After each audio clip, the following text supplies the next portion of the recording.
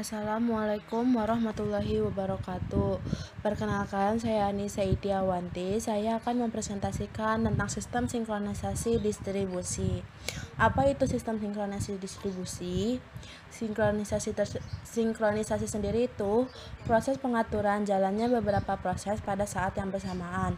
Tujuan utama sinkronisasi adalah menghindar terjadinya inkonsistensi data karena pengaksesan oleh beberapa proses yang berbeda, serta untuk mengatur urutan jalannya proses-proses sehingga dapat berjalan dengan lancar dan terhindar dari deadlock dan starvation.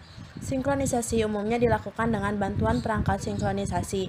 Penyelesaian terhadap masalah ini sangat penting karena perkembangan teknologi sistem komputer menuju ke sistem multiprocessing, terdistribusi, dan paralel yang mengharuskan adanya proses-proses konkuren.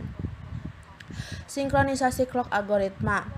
Untuk sinkronisasi dalam sistem terdistribusi memiliki beberapa sifat, yaitu informasi yang relevan tersebar di beberapa komputer, keputusan pembuatan proses yang berdasarkan informasi lokal, peristiwa kegagalan dengan penyebab tunggal di dalam sistem harus dihindarkan, tidak tersedianya clock atau sumber waktu global yang akurat.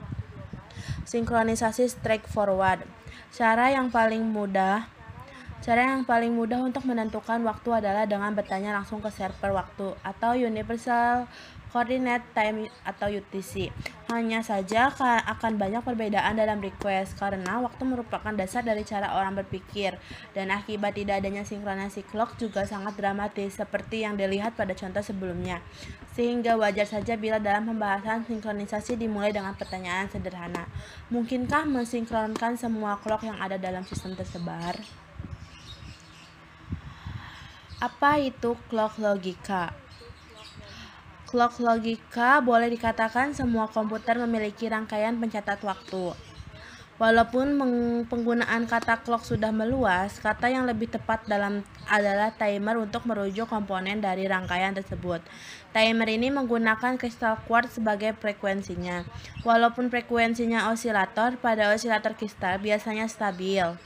Tetap saja tidak mungkin menjamin bahwa semua kristal yang bekerja di berbagai komputer memiliki frekuensi yang persis sama.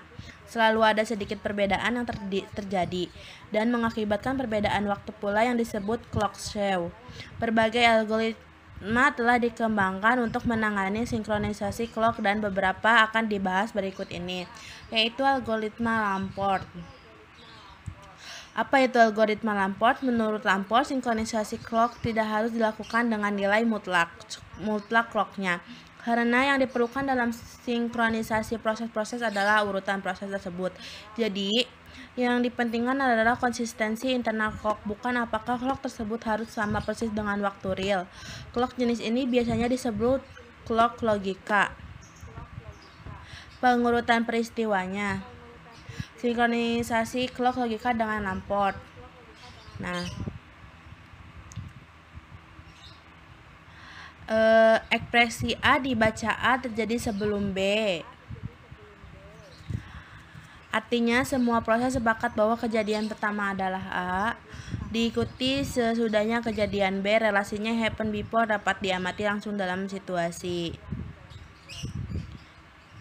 Ini contoh gambar sinkronisasi clock logika dengan Lamport.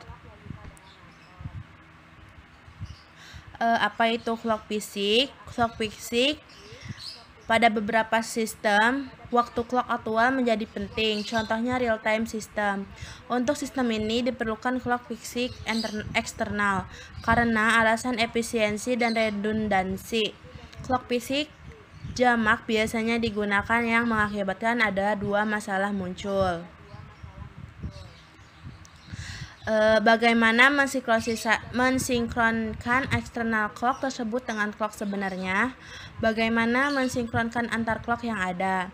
Sebelum membahas jawaban masalah di atas, terlebih dahulu dilihat bagaimana pengukuran waktu aktual yang dilakukan. Apa itu algoritma sinkronisasi clock?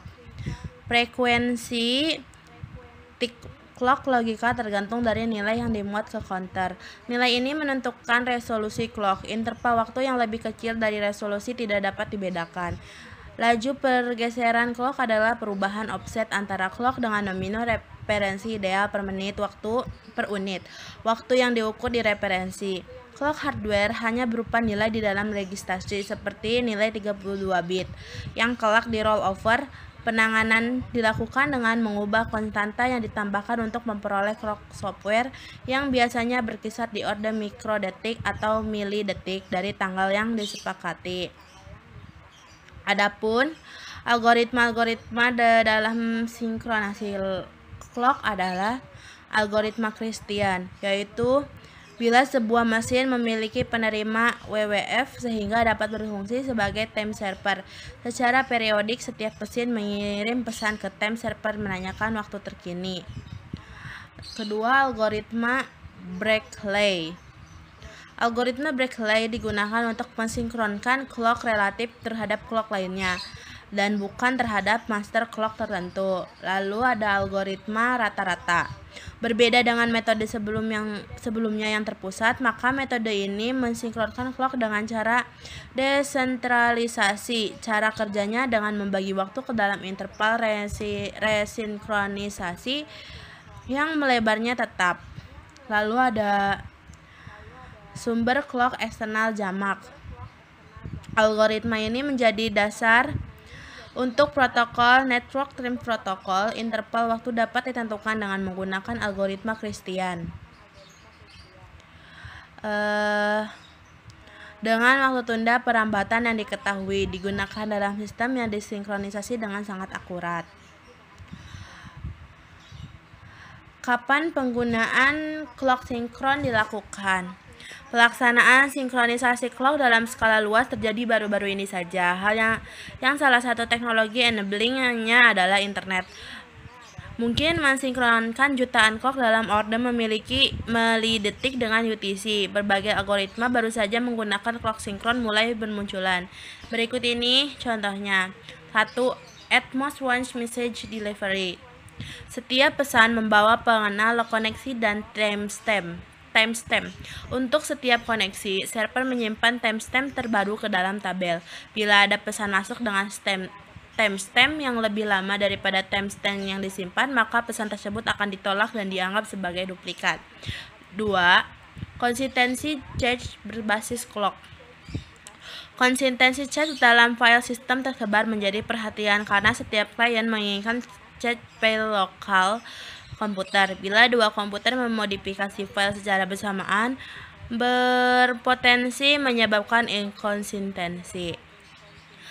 Apa itu algoritma terpusat? Algoritma terpusat, kondisi mutual exclusion, ditangani oleh sebuah proses yang dipilih sebagai koordinator untuk mengatur entry ke critical region. Setiap proses yang ingin meminta mutex mengirim pesan request ke koordinator. Bila proses tersebut menerima pesan reply dari koordinator, maka proses tersebut diizinkan masuk ke daerah kritis. Sesudah keluar dari daerah kritis, proses mengirim pesan release ke koordinator dan melanjutkan eksekusinya. Apa itu algoritma tersebar? Algoritma tersebar, kejadian kegagalan karena penyebab tunggal tidak dapat ditoleransi dalam sistem tersebar, sehingga para peneliti mengembangkan berbagai algoritma mutual exclusion tersebar.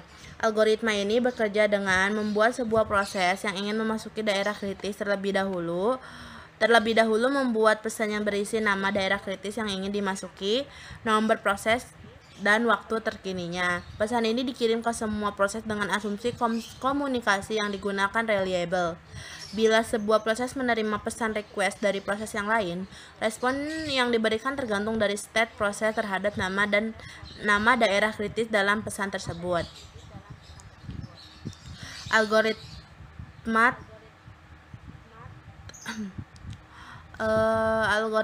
token ring.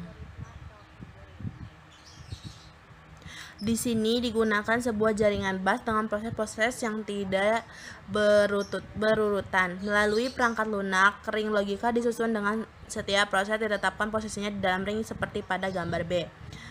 Posisi ring dapat dialokasikan dengan menggunakan urutan nomor alamat jaringan atau dengan cara lain. Algoritma pemilihan. Banyak algoritma tersebut membutuhkan sebuah proses yang berfungsi sebagai koordinator, inisiator, sekuenser, atau pelaksana fungsi khusus lain. Beberapa contoh seperti koordinator pada algoritma mutual exclusion terpusat. Bila koordinator tersebut mengalami kegagalan karena hostnya down, sistem harus dapat melanjutkan eksekusinya hanya dengan memulai lagi sebuah copy proses koordinator baru di host yang lain. Algoritma yang menentukan di mana copy koordinator baru tersebut harus dimulai lagi disebut algoritma pemulihan. Terima kasih, sekian dari saya. Wassalamualaikum warahmatullahi wabarakatuh.